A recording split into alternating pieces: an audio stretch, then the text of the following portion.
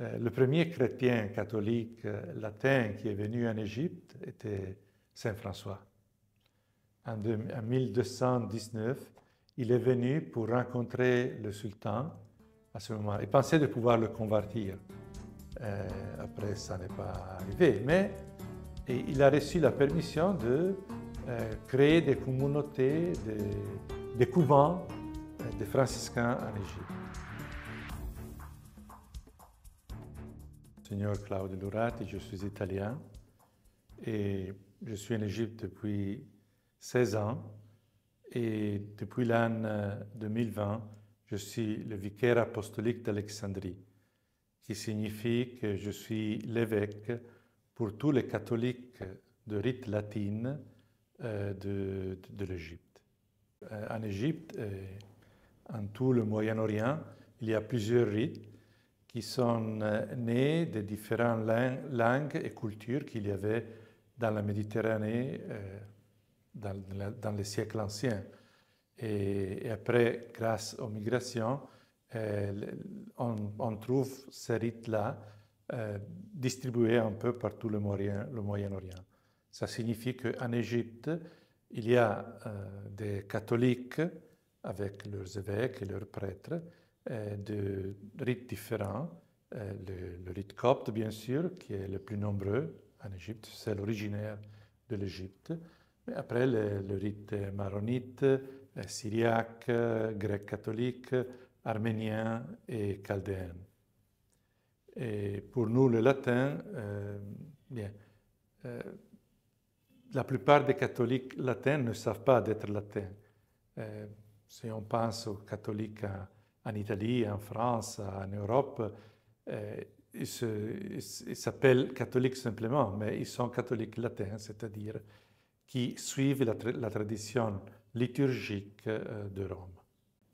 La priorité de l'Église, c'est de protéger les anciens rites orientaux, comme à cause des guerres, à cause des migrations, ces églises sont devenues un peu plus faibles. Il y a certaines églises qui, surtout dans le XXe siècle, ont perdu la plupart de leurs membres dans les territoires où elles sont nées. Par exemple, il y a aussi des maronites au Liban comme à l'étranger, et pareil pour les autres rites. Il y a beaucoup de chrétiens qui quittent l'Égypte, bien sûr, pour des raisons économiques, comme ils espèrent de trouver une situation plus favorable à l'étranger, quelqu'un aussi pour des raisons religieuses.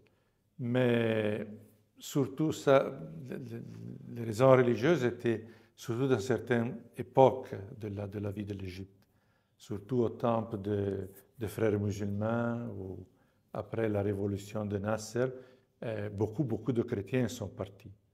Les catholiques latins étaient plus que 100 000 en 1946 et après ils sont devenus 10 000 après quelques années.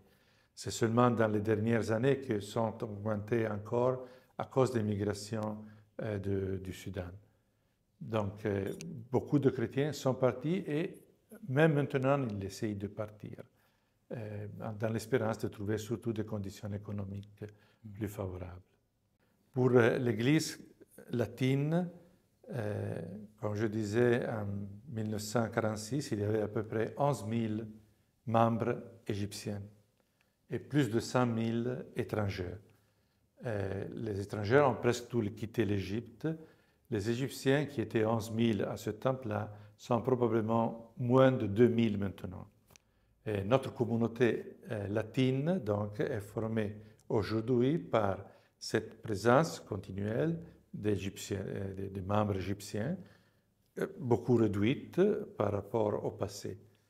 Mais il y a aussi beaucoup d'autres qui sont venus dans les dernières années vivre en Égypte, surtout pour trouver travail et pour trouver paix et stabilité là où ils viennent du pays où il y a la guerre.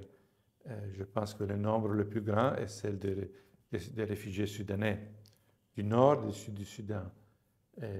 Ils étaient déjà beaucoup à cause des guerres précédentes. Et maintenant, depuis un an, il y a une nouvelle guerre civile au Nord-Soudan et 500 000 personnes sont arrivées du Soudan, la plupart d'entre eux réfugiés. Et bien sûr, beaucoup d'entre eux sont venus à nos églises. On a enregistré à peu près 15 000 personnes qui maintenant sont membres de nos églises ici, et c'est un grand nombre. Donc il y a la communauté soudanaise, il y a les communautés égyptiennes, et il y a aussi des communautés d'autres pays. Les Européennes sont beaucoup, il y a beaucoup de Philippiniens, et aussi des gens qui viennent des autres pays de l'Afrique subsaharienne et de l'Amérique. Ça fait une communauté d'à peu près 50 000 personnes, les latins, en Égypte, avec beaucoup de nationalités. L'Église catholique a une présence grande dans la vie sociale, vraiment grande par rapport au nombre de membres. Et ça est surtout avec des dispensaires, des structures sanitaires et dans l'éducation avec les écoles. Il y a plus de 170 écoles catholiques en Égypte. Donc ça signifie qu'il y a à peu près 200 000 étudiants dans les écoles catholiques. Au moins 50% de ces étudiants sont musulmans. Et après, il y a un grand nombre d'orthodoxes et les catholiques sont une minorité même dans nos écoles, comme ils sont une minorité dans la société. Mais donc cette présence dans l'éducation, dans les écoles, est très connue et très appréciée. Vraiment, beaucoup de monde demande d'entrer dans ces écoles.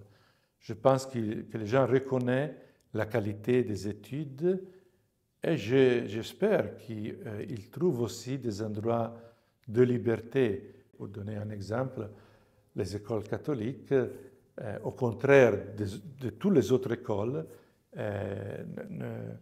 ne travaillent pas le dimanche. Dans toutes les écoles en Égypte, vendredi et samedi, ce sont les jours de congé. Dans les écoles catholiques, le congé est le vendredi et le dimanche.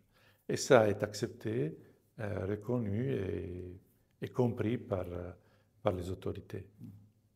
C'est difficile de parler de ce qui arrive en Europe, je suis loin. Et bien sûr, il faut reconnaître qu'on a connu pendant les derniers 20-30 ans une sécularisation très forte en Europe. Et à côté de cela, le nombre de musulmans en Europe est augmenté énormément, en Italie, en France et en beaucoup de pays. Où ça va aboutir, je ne sais pas. Pour beaucoup d'Européennes qui viennent habiter en Égypte pour quelque temps, pour leur travail comme ça aussi devient une occasion pour découvrir leur foi chrétienne. J'ai remarqué ça plusieurs fois et même cette année, on a baptisé des adultes à l'origine européenne qui sont arrivés en Égypte et ils ont recouvert les racines de leur foi. La sensibilité religieuse ici est plus forte. C'est comme reconnaître d'une façon très naturelle qu'il y a quelqu'un au-dessus de nous. Ici, je crois à ça, est la chose plus raisonnable, et plus simple, plus évidente qu'il y a. En Europe, on voit les choses d'une façon différente.